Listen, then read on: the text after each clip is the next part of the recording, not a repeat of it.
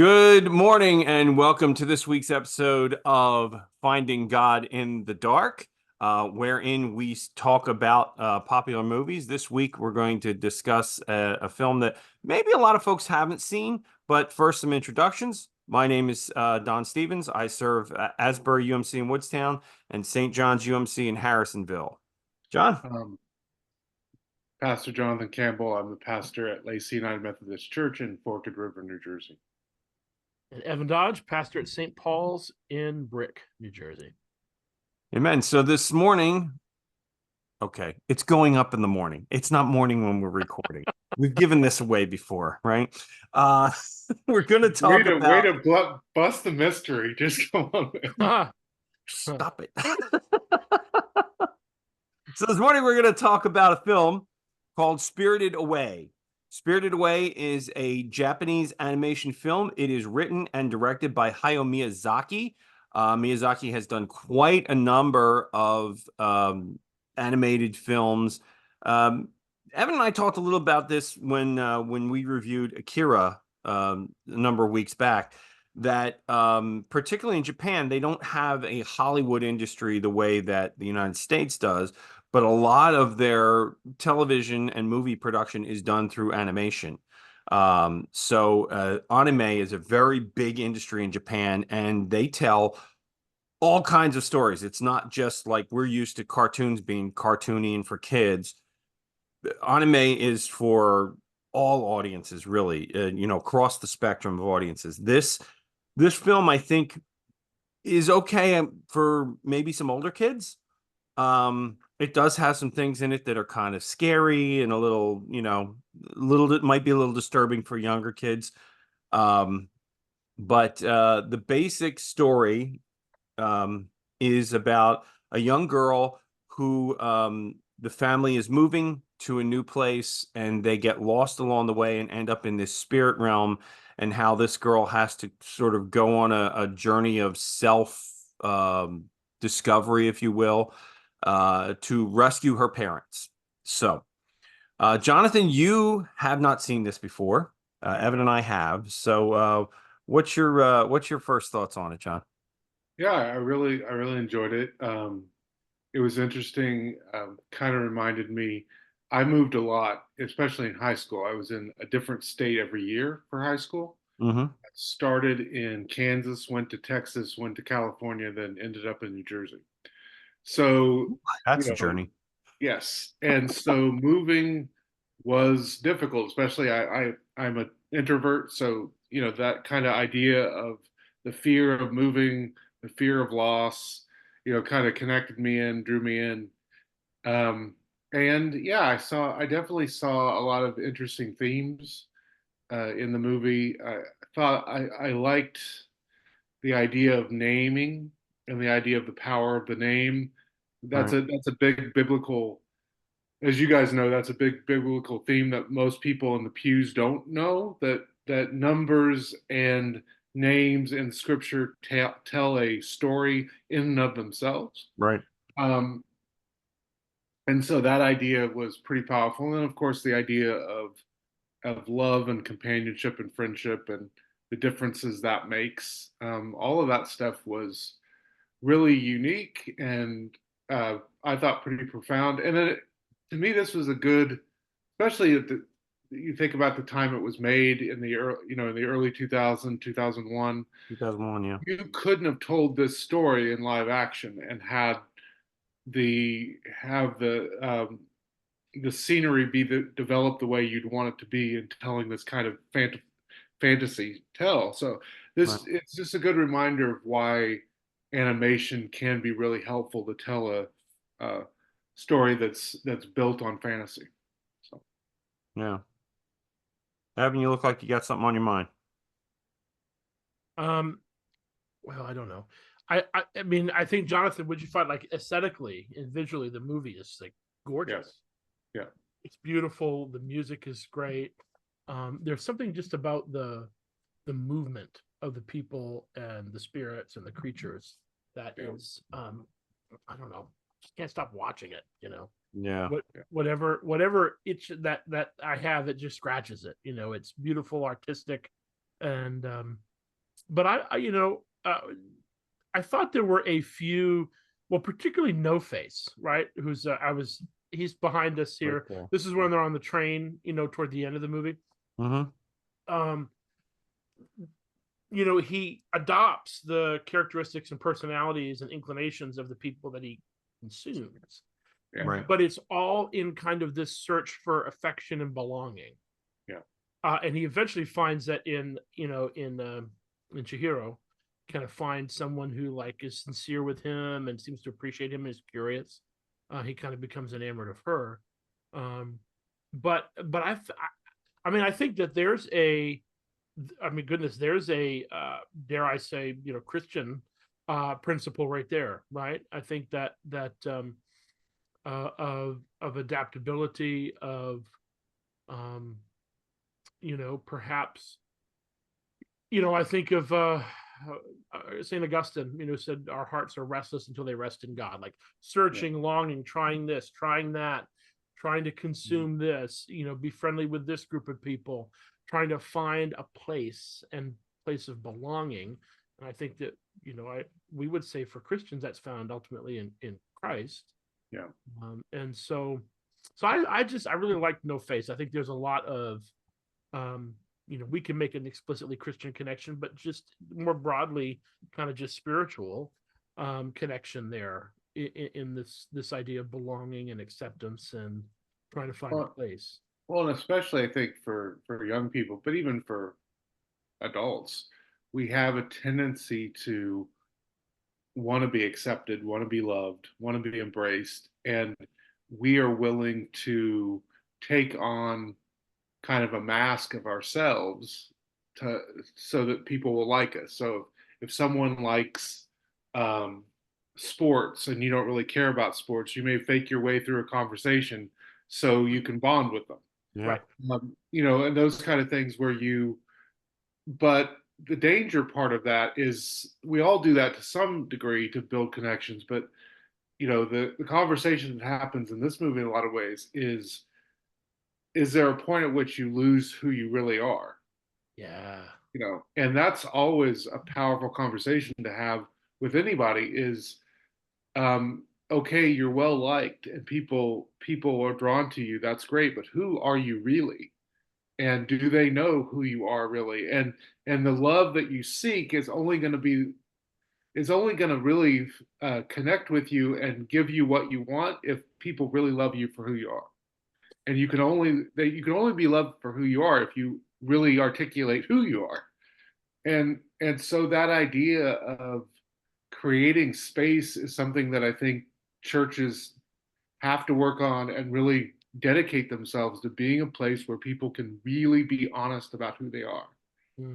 Yeah, and that's hard because the community wants you to be a certain way, right?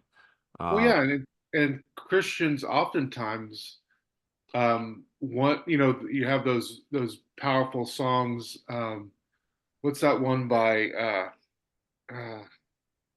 Casting Crowns? The one where it talks about kind of stained glass windows and how we're all kind of fake, or we have a tendency to kind of present ourselves as these perfect people. Mm-hmm. But what if we actually let people know who we are? And the idea, though, of the church is that that's a safe place to do that. And unfortunately, too often churches, especially when people bring up doubts about faith or things they're struggling with, it's kind of like, well, that's not what a Christian believes, or you shouldn't, if you doubt, you really don't have faith, and all the things you've heard or people have said to you, or or this idea that I'll get sometimes where, well, Christians can't be sad, and I'm like, have you read the Psalms? Because about a third of them Lamentations are literally laments, like but clearly the church hasn't done a good enough job saying to people, you can be yourself, and we're going to love you, and we're gonna build community together. But to do that well, you need to be honest about who you are, and I need to be honest about who I am. Yeah. And that's a theme in this movie to me and it's exemplified by that idea of the name. She loses her name, she almost forgets her name. You know, Yeah. again, that fits into the biblical idea of name. If you know someone's name, you know who they are. Yep. That's why in the Jewish tradition you can't pronounce God's name, because no one can know who God truly is, and no one can know truly down to the core of who God is, with all the mystery of the reality of God. Yeah. And, the idea of changing names. Don't we have that experience, I think, sometimes as clergy as well? I know that we've had it was a number of years ago now, but there was a we had a presenter that was kind of came to each district to do a continuing ed thing about clergy self-care. And they were doing it with the clergy in the morning, and then they were meeting with laity from the churches in the evening. And they asked us towards the end of the morning session, what is one thing you want us to relay to your lay people? And my response was, kick down the pedestal.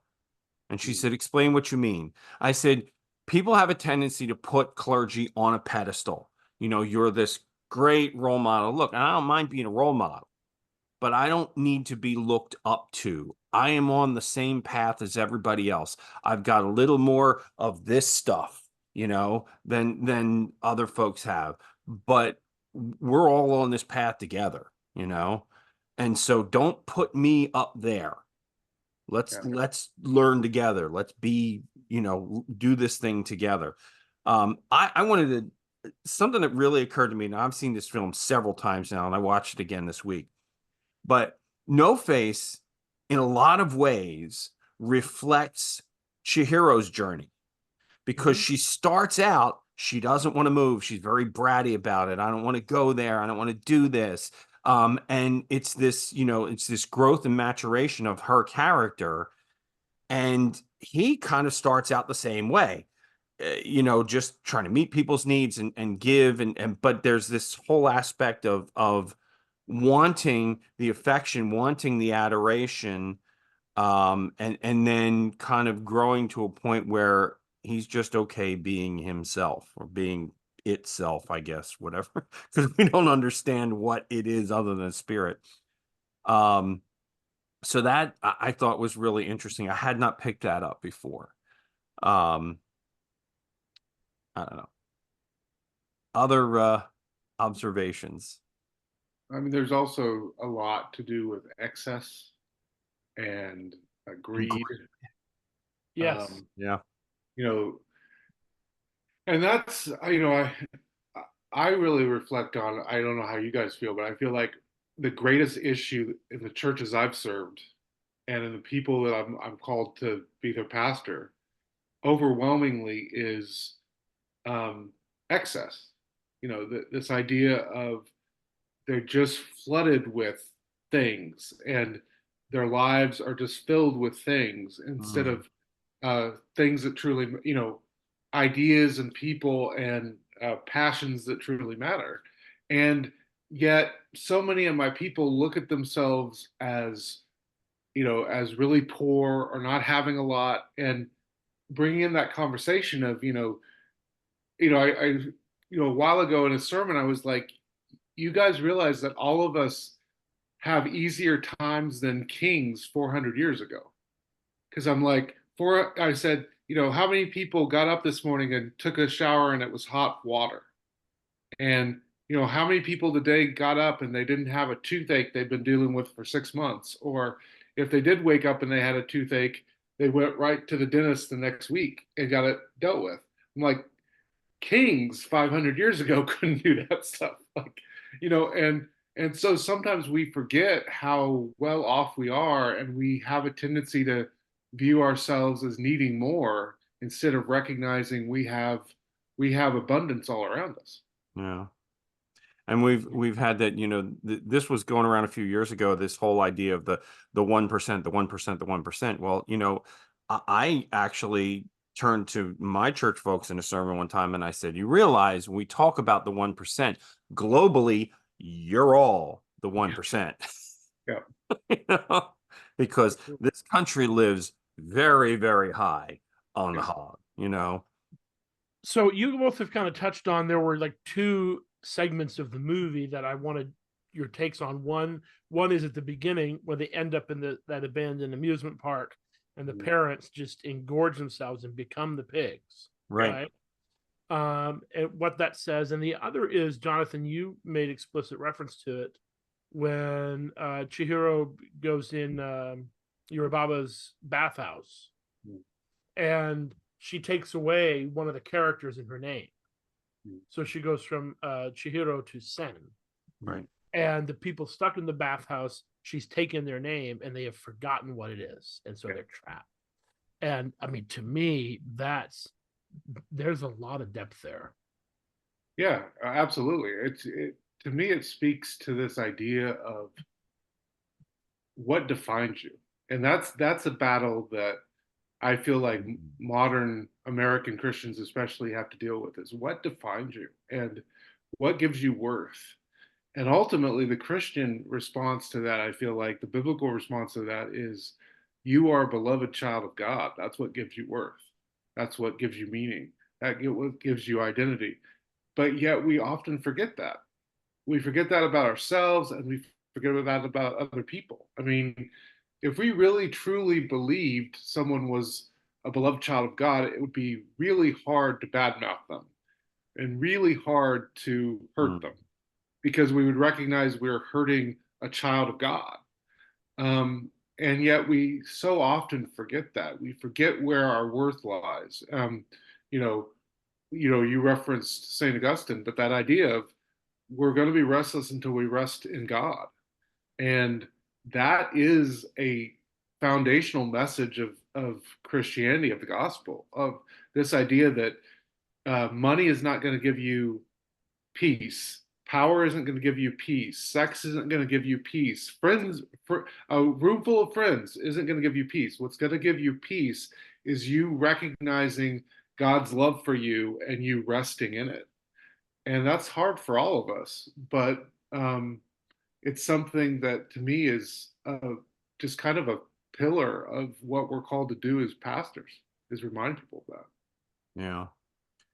And as far as the pig scene, right? Pigs. Is again not specifically Christian, but gluttony is, I believe, one of the 7 deadlies, right? 7 deadly sins, yeah. And so here it's this, oh, it's so wonderful, the food's so good, and they just don't stop eating until they turn into pigs.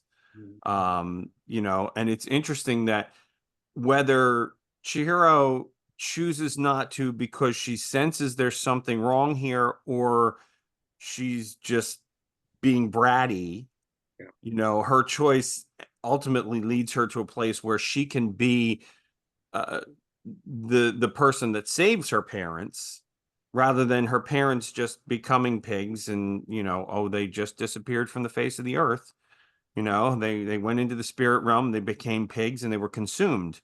So that was I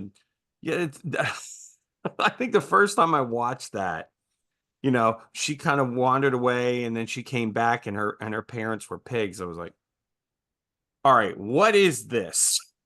Yeah. Well, I mean, and how powerful is that scene if you reflect on the reality in which we live? So, like, I can pick up my phone, right, and you guys could shout out an item, and I could order it on Amazon, and I can expect it probably within 2 days. Yeah, tomorrow. Yeah. And I would be frustrated if it took 4 days. I'd be like, come on, what's going on here? And that's the world in which we live in. Things that used to take hours to produce, days or weeks to produce, we get frustrated if we don't have it in our hands within 48 hours. Like, and to me, gluttony is just this thing that kind of just, it's hard to avoid not being gluttonous in this world.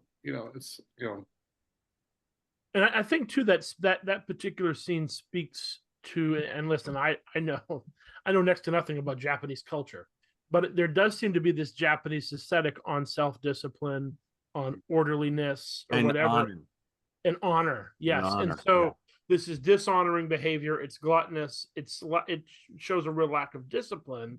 Right. And people kind of engaged in those activities, or for whom something like that marks their character, tend to be the people who end up at Yubaba's bathhouse. Yeah, Yeah. well, I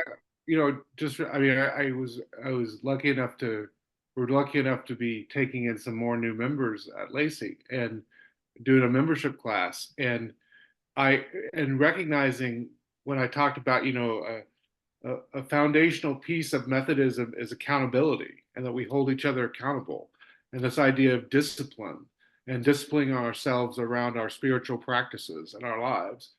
And I always like do a caveat. I'm like, I know that sounds bad, but and it's like it's kind of sad we live in a world where saying I want you to be accountable to me and I want me to be accountable to you is something we have to unpack and not have people be scared about. I mean, it's kind of sad that we live in a world where discipline sounds like a bad word. Accountability sounds like a mean thing, you know. And it speaks to honestly a lot of the problems we see in our world. And yet isn't accountability really a very core principle of John Wesley's? Of course, You know, absolutely. in his original group, you know, that original group of Methodists, Yeah, you know, what was they constantly asked themselves what was Wesley's terminology? They took each other's spiritual temperature, yeah, right? yeah. How is it with your soul? How is it with your soul? You know, he developed 21 questions that he encouraged groups to ask each other on a regular basis. Mm-hmm. Um, yeah, I don't know if you guys have any thoughts about how do we help our congregations get better at recognizing that discipline and accountability are necessary parts of being faithful Christians. I I think maybe, you know, the first and easiest for any one of us would be setting the example, right? Yeah. You know, living that example. I think of, you know, like personally, I have completely changed. We've talked a little about this, completely changed the way that I eat and have lost 50 pounds since October. Yeah. And you know, people keep going, how are you doing it? How are you doing it? And I'm perfectly willing to talk about, look, I haven't, I'm not exercising. All right. I'm not running to the gym. This is not you know, I'm not working this off. This is all dietary. And it's not that hard. You know, Right. it's easy enough to say, hey, these are the things that I know are bad for me, and I'm not going to eat them. And I'm going to find other things, you know? But that's for me, at least, that's the easy first step is to just set the bar, you know, and then get over the bar yourself, you know? Yeah. Yeah. I think Emmaus, Jonathan, have you guys Yeah, both done Walk to Emmaus? I've done Walker Bananas. Yeah. Walk to Emmaus reunion groups do a good job of that. Accountability, I think. If you're in one, I was in one for a while. In fact, I don't know that I would have made my way through the process if it wasn't for the accountability group that I was in years ago. Um, I'm, of the four of us that were in the group, I'm the only one left, but I'm the only one left serving the church. They put it that way. Uh, um, but you know, yeah, it's such you touch on something that's really vitally important. Um, and how do we as clergy kind of reinstitute that in our churches? I mean, we're going back to our Methodist roots, right? Yeah, Um, absolutely. And so I think that's the tricky part of all of this is so often um, these ideas that are foundational to being an effective pastor and not just effective pastor, effective Christian have become suspicious to people. So like, you know, the social and personal holiness, which is the foundation piece of Methodism. People look at you when you say about holiness and they go, well, I'm not sure I want to be holy. I'm like, yeah, you do. yeah, Yeah, you do. Yeah, You know, and but you have to go back to that idea, but well, what does it mean to be holy? Right? And I'm taught on that a number of times. No, understand, holy doesn't mean perfect. It doesn't mean godlike. It yeah, means set apart. It means set apart for a specific purpose. I use the example of the communion ware. Okay. The communion ware is holy, not because it's special, not because it's godlike, but because we don't use it to eat lunch off of, you know? Right, right, right. yeah. Some things are set apart for a particular purpose. Yeah. Yeah. Gentlemen, this film, I think we could do a much longer discussion on. Really, it is a rich film. For those who are watching these episodes, I'm a big fan of this film. I know Evan's seen it a few times. I think it's a great film to watch. Be discerning about it because there's stuff in it that could be a little shocking to kids. There's things that are there's nothing sexual in it. Let's put that right out of the way. Yeah. Violent, little dark, maybe scary for little ones. Um, and a lot of it might even go over the heads of a lot of adults. So it's worth a watch, but understand that you're going. It's a thinker's film. Yeah. It's not this is not Avengers Endgame. Um, Yes. Very true. that being said, and that was, please don't think I'm dumping on Avengers Endgame. I love that movie, but it's not a thinking movie. It's not. All right, fellas. Evan is not going to be with us next week. So John, you and I have got to discuss. It's your turn to pick a film. You got to give me one that I haven't seen, and that's not going to be terribly hard. Have you ever seen 25th Hour No, I don't think I have. by Spike Lee? He directed it. Oh, well, I've seen a number of Spike Lee films, but I don't think that one's not familiar. Hold on. 25th Hour. 2002 film. It's on, okay. It's on YouTube, Amazon Prime Video, Google Play Movies, and Fandango at home. So, okay. And that is, in the days following 9/11. Yeah. Okay. It's actually the same time period as this film, just from an American point of view. So Okay. I thought it'd be interesting. We've been watching films that kind of connect with each other in some way. So I was thinking they basically came out in the same year, so it might be interesting. Sure. No, well, if we stuck to films that connect with each other, then we would have to exhaust the Coen brothers library before we do anything else. Hey, I watched a Coen Brothers movie last night with Amanda. Another one. So there's a lot of good ones, man. I don't know. I'm trying to convince my kids because a 60-year-old man going to see Inside Out 2 by himself looks a little weird. I'm trying to convince my kids they want to go see it. I've heard good things about it. Yeah, I have to.